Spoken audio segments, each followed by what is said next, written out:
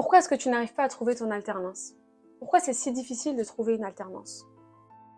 La vérité, c'est que souvent, quand on candidate, et c'est comme dans la recherche d'emploi classique, malheureusement, c'est qu'on ne cible pas. Imaginons, c'est comme si tu faisais du tir à l'arc et que tu n'avais pas de cible, et du coup, tu tires malheureusement tes flèches un peu partout et tu n'arrives même pas à les suivre et à les retrouver. Tu n'as pas de cible.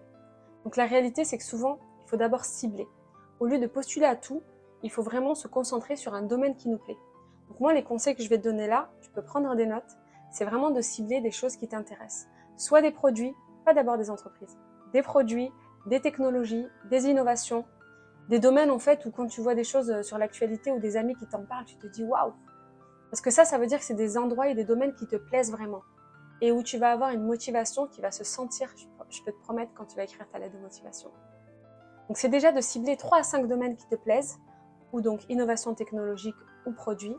Ensuite, d'identifier 3 à 5 sociétés, je dirais des entreprises de taille différente, des grands groupes, des moyennes entreprises, des PME, des ETI, parce que ça va te permettre en fait d'élargir aussi tes possibilités. Ensuite, bien sûr, c'est d'aller voir sur leur site si elles ont des jobs, si elles ont déjà de l'alternance. Et que ce soit le cas ou pas, ce que je te conseille aussi de faire, c'est de regarder sur Google Actualités ou sur l'actu en général, de voir un peu quelles sont leurs innovations du moment, quels sont leurs projets du moment, quelles sont en fait leurs actualités. Parce que des fois, les actualités ne sont pas forcément positives. Donc toi, ça te permet de savoir où est-ce qu'ils en sont. Et peut-être que s'ils n'ont pas d'alternants, c'est peut-être que là, ils vivent un moment difficile d'entreprise. Ensuite, c'est d'aller sur LinkedIn pour aller voir quelles sont les personnes qui publient, qui sont actives sur ce réseau social. Parce qu'elles vont partager les actualités et aussi des actualités internes que tu ne trouveras nulle part ailleurs que sur LinkedIn. Donc là aussi, tu vas prendre des notes, tu vas pouvoir écrire à ces personnes pour expliquer ton intérêt dans ce domaine-là et pourquoi pas parler de ton alternance. Mais d'abord, il faut vraiment parler de son intérêt pour le produit, l'innovation technologique ou ce qu'elles font avant de soumettre ton CV.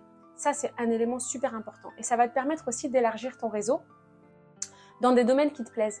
Et ce que je te disais au début, c'est que quand tu vas aller vers quelque chose qui te plaît et tu vas te concentrer sur quelques secteurs et quelques entreprises, ta motivation, tu n'auras pas du mal à l'écrire sur une lettre. J'espère que ces conseils vont t'aider dans ta recherche d'alternance. Bonne chance à toi et continue de suivre My Alternance et Zam Consulting pour les meilleurs conseils pour l'alternance. À très bientôt.